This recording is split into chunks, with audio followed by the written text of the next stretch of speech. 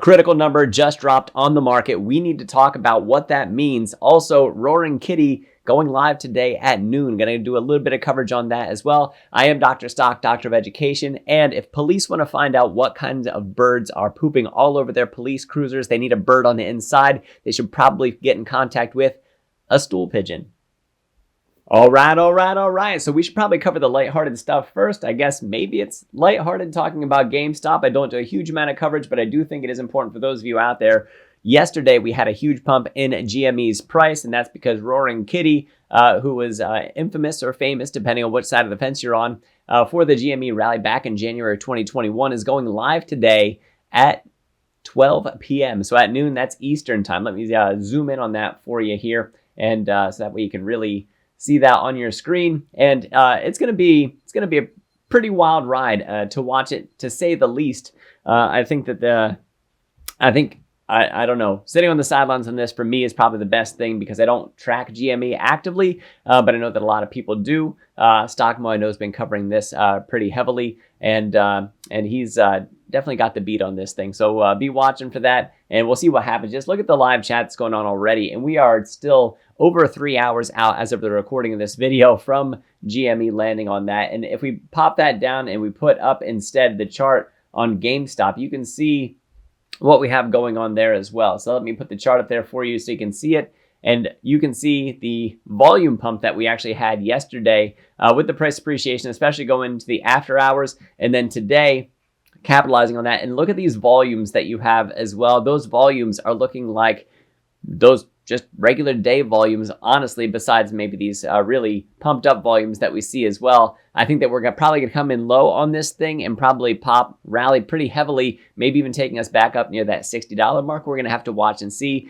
This is anybody's guess, anybody's game. I'm not putting out any hard numbers or predictions, just saying that I think that we're going to see probably a lot of volatility out of this. I put it over on my Discord that way. If you guys want to see that Discord, see my buys and sells, there's a link for the Patreon down in the description. You go ahead and check that out. So for this, man, it's just going to be wicked and wild to watch and see what happens. Currently dropping in the pre-market hours right now. So I do want to move on from there into the more serious stuff. And when I say more serious, I think this is going to have some pretty big implications for us going forward. I also posted this over at my Discord. Non-farm payrolls coming at 272,000. That's a good thing. Now, mind you, with that, we also have 43,000 added to government payrolls. I believe that's included in that non-farm payroll number that we have up there, which is a pretty substantial part of those non-farm payroll jobs. That's actually a pretty positive thing, at least for the labor market where that's concerned. However, unemployment rate, even though we had that strong number, unemployment ticking up to 4%.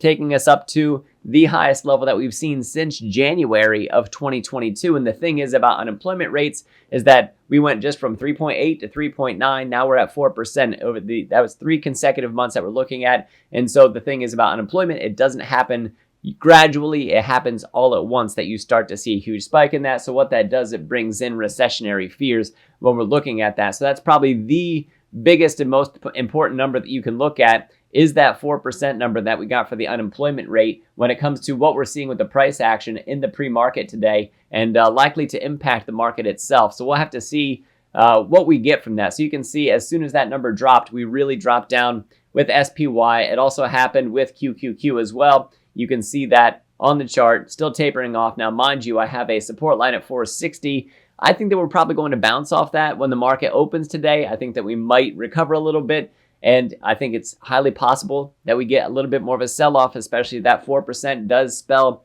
further recessionary fear for the markets. So today could possibly be a red day. We're going to have to watch for that. Bitcoin was just tickling almost 72,000. And since we got that non-farm payroll number, even Bitcoin has retreated during that time. And you can see right at 8:30, I didn't even really have to look at the timestamp. I could just go to the candle where it happened. And so we could see a bit of overreaction. We could also see some recovery. We're going to have to see how the market does treat it.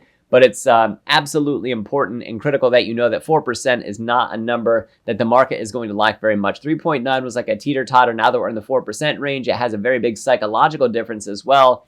And plus, like I said, unemployment doesn't happen all at once, or it happens all at once. It doesn't happen gradually. It's only the very beginning that's gradual, and then poof, it explodes if we're going to fall into recessionary times. So that higher unemployment number means less spending in the economy, so it lowers GDP, and it can mess things up for businesses, it can mess things up for markets. So the thing that we just have to really pay attention to.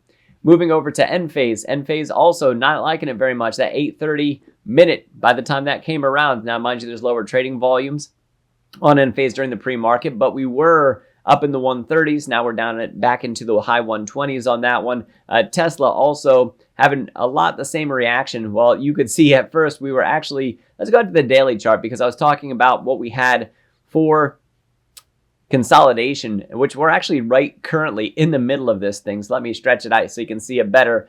In this consolidation pattern, really narrow Bollinger Bands, and Tesla testing out the top of that range yesterday and retreating a little bit. It also tested out the 50, which is just above this bottom trend line, and we're still currently in the middle of that. This 4% number for unemployment, if the market does react to this poorly, this could push down stocks like Enphase and Tesla, and we want to be on the lookout for that. NVIDIA even popped out the bottom of its rising wedge pattern in the pre-market hours. So this is something that what we want to look for if we're going to stay outside of this. We want to see a retest off of this bottom trend line here, and if it holds as resistance, we could see a further drop even to NVIDIA's price.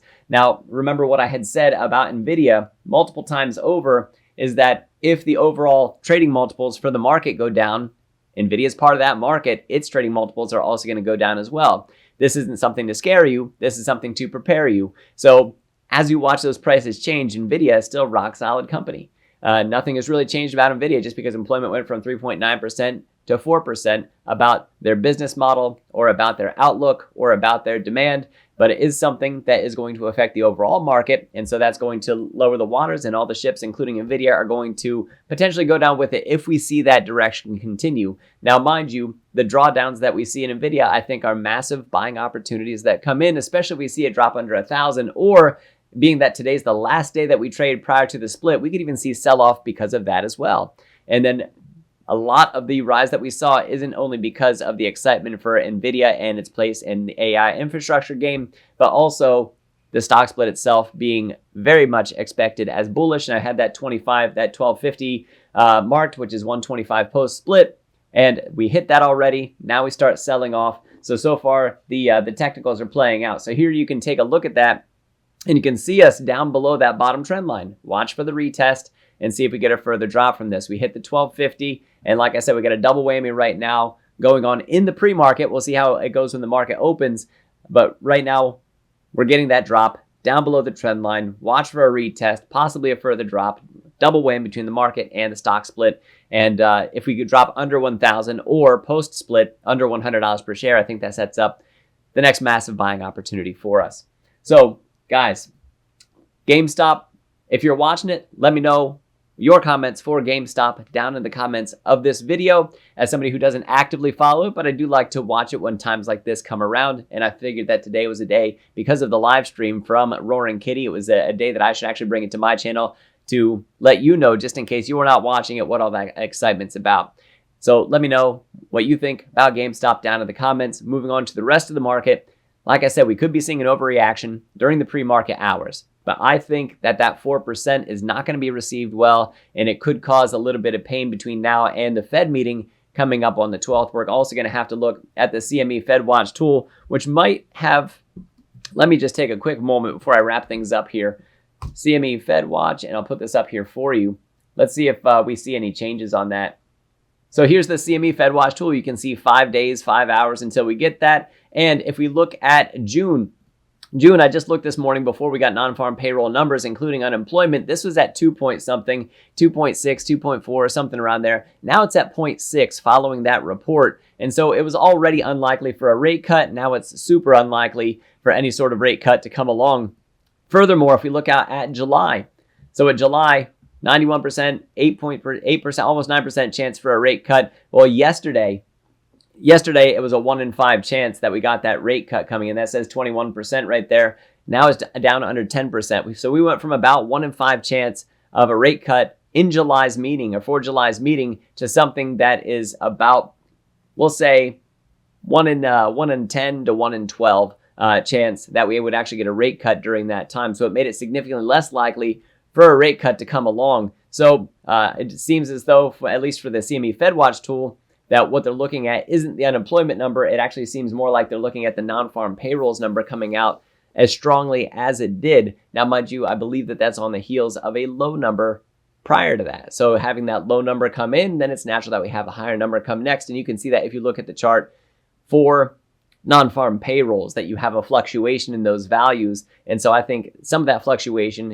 as it averages out, still comes down to the low 200,000s for those non-farm payrolls. But it looks like the market reaction isn't just about unemployment, but it's also about that possibility for that rate cut, again, being pushed back just a little bit more to make it less likely to see that rate cut coming soon for us.